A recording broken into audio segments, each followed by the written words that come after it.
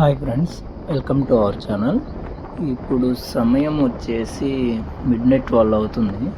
చూడండి, మనము ఈ బైక్లో టైం కూడా చూపిస్తున్నాను. ఈ వీడియో పెట్టడానికి కారణం ఏంటంటే, ఇదిగో చూడండి, AFE అని ఉంది కదా. అప్రాక్సిమేట్లీ మనకి బైక్ మైలేజ్ వచ్చేసి మనం 6 నేను లాస్ట్ వీడియోలో చెప్పాను. రైడర్ బ్రో 2 కామెంట్స్ కూడా వచ్చాయి, బ్రో నిజమా అని. అందుకే ఇదిగో డ్రైవింగ్లో మీకు అప్రాక్స్గా ఎంత మైలేజ్ వస్తుంది అనేసి ఇక్కడ దీనికి ఒక ఫీచర్ ఉందన్నమాట. ఆ ఫీచర్లో మీకు చూపిస్తున్నాను చూడండి. అదిగో 76, ఓకేనా, 76 km/L అని ఉంది కదా. సో మనం అదిగో నేను వెళ్ళే స్పీడ్ 60 మ్యాక్సిమం. అంటే హైవే మైలేజ్ టెస్ట్ చేయాలంటే మినిమం 60 బ్రో. ఏ బండి అయినా సరే రియల్ మైలేజ్ మనకి రీచ్ అవ్వాలంటే 60 అబోవ్ 60, 65 ఆర్ 70 అంతకు మించి మీరు హెవీ కొట్టినా నీకు ఈ బండే కదా, మీకు ఈవెన్ ప్లాటినా బండి కూడా మీకు మైలేజ్ రాదు. సో ఇది మన హైవే మైలేజ్. ఇది గుంటూరు టు మాచర్ల హైవే. ఇది మిడ్నైట్ 12 అవుతుంది సమయము, ఓకేనా.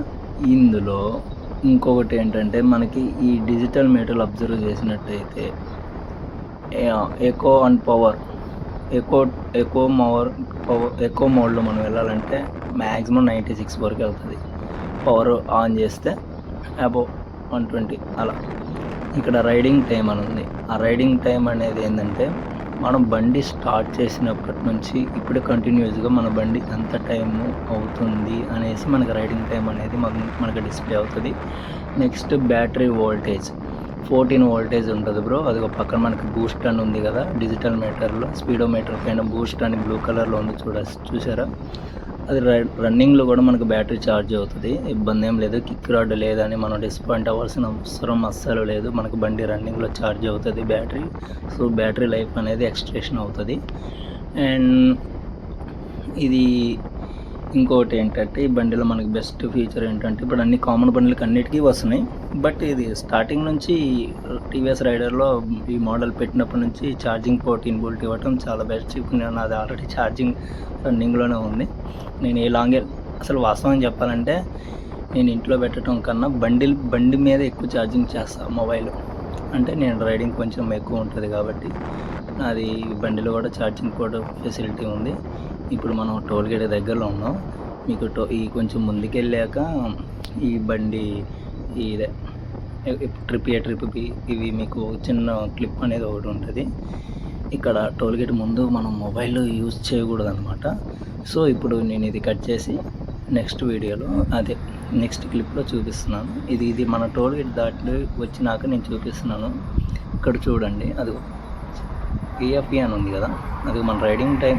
నా రైడింగ్ టైం వచ్చేసేమో 90 మినిట్స్ అవుతుంది గుంటూరు నుంచి ఇక్కడికి.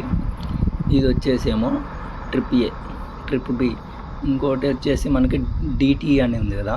ఇప్పటికీ మన ట్యాంకీలో ఉన్న పెట్రోలు అప్రాక్స్గా మనం స్పీడ్, ఇప్పుడు నేను వచ్చాను కదా 60/h మీద 60 స్పీడ్లో వస్తే ఇంకెంత మనం రిమైనింగ్ ఫ్యూల్ ఎన్ని కిలోమీటర్లు వస్తుంది అనేది అది DT అనమాట.